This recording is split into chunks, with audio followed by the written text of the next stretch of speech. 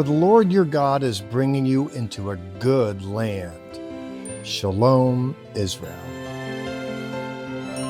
Hearty shalom to you. Jeffrey Seif here. And Barry Seif, your wife. Hi. Yes, and thank you for being my wife. Amen. You know, when I first met her, I really enjoyed the view, and I still do. Jerusalem, you know, is the apple of God's eye, and he enjoys the view, and people get a good view with you when they're there, correct? Well, yes, it's just a marvelous, marvelous place. There isn't a bad view at all in Israel or in Jerusalem, as you will see. And the learning never ends when you go to Israel. So like you, sweetheart, she's good from any angle. Stay with us. This episode begins at City View, a lovely patio restaurant atop Mount Scopus in Jerusalem.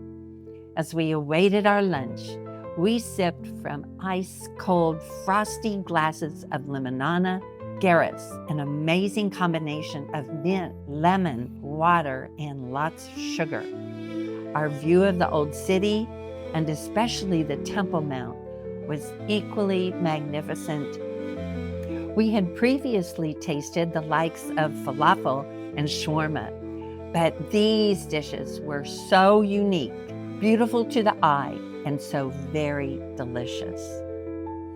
You just can't deny the archaeological evidence. Just behind the City View restaurant, our group witnessed a Jewish gravesite that was thousands of years old. Incredible. The very stones cry out, "This is Jewish land." Our tour guide, Catherine, explained the burial process in the Second Temple period. This is what you would expect to find with the area where you would anoint the bodies, where you would prepare them for burial, where you would wrap them, also where you could mourn the dead, and then you've got the niches where you would lay them out for burial. And you would expect that there would be some kind of roof on top, which with time we've lost. But over on the other slopes of Mount Scopus, you have other tombs exactly like this, only it's like they're inside the rock. It's like you're going into a cave when you go into them. This is unique because it's isolated from the rest of the bedrock.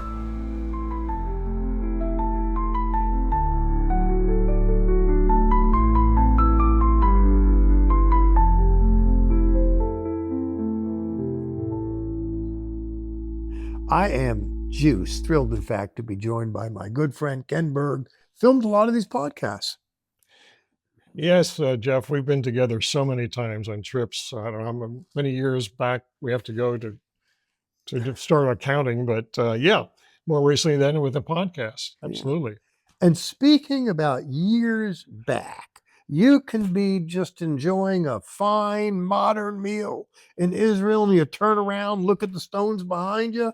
They go back thousands of years, lots of history, yes? You know, it's remarkable. After 78 trips to Israel, I can still go to places where I've not been, more particularly restaurants, City View restaurant, and it's just amazing food. And then to turn around after eating and find archaeological sites, and the site, which you've just seen, the graves, it just shows a Jewish presence in the land for so many years. Yes, I'd like to see the presence and feed on the presence as well. And you surely get it on the cuisine, don't you? We do. The City View restaurant is just amazing. The food I've had, again, after so many trips is always wonderful, but the City View is so refreshing. Start with these wonderful drinks, and then the way they serve you and the view of the old city is spectacular. Temple Mount. It surely is. Well, speaking of the view, let's get back to that tour and see what we see as we view Jerusalem. Let's do it. We next passed through the Jaffa Gate of the old city and assembled for the next part of the day's adventure. With David's Tower looming above us, we walked towards the ramparts atop the old city walls. On the way, Catherine told us about a site that was significant in Yeshua's last days. So we're standing above the palace of Herod 2,000 years ago, where there was a prison inside. The traditional thought of where Yeshua was tried by Pontius Pilate is over on the north end of the Temple Mount where the Antonia fortress stood. The scholarly suggestion as to where Yeshua was tried by Pilate was right here in Herod's palace. And if it was going to be anywhere, it would be inside of this structure right at the bottom, which is where the prison was 2,000 years ago. The view from the top of the wall was spectacular, as was our walk upon the ancient stones.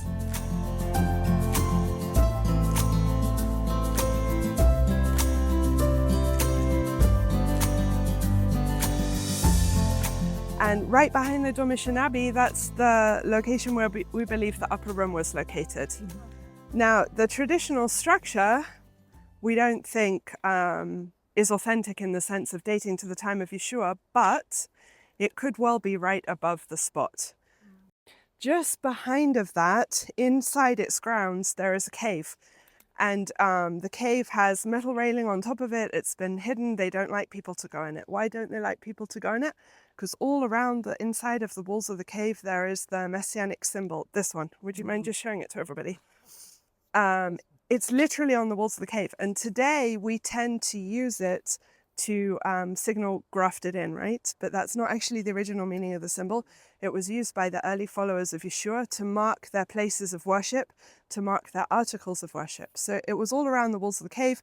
It was all around a whole underground system that goes underneath Mount Zion. So, whether the veracity of the Bible is supported by archaeology underground or above ground, our faith can remain steadfast and sure, to be sure. The stones cry out, as they have for thousands of years in the city of the great King.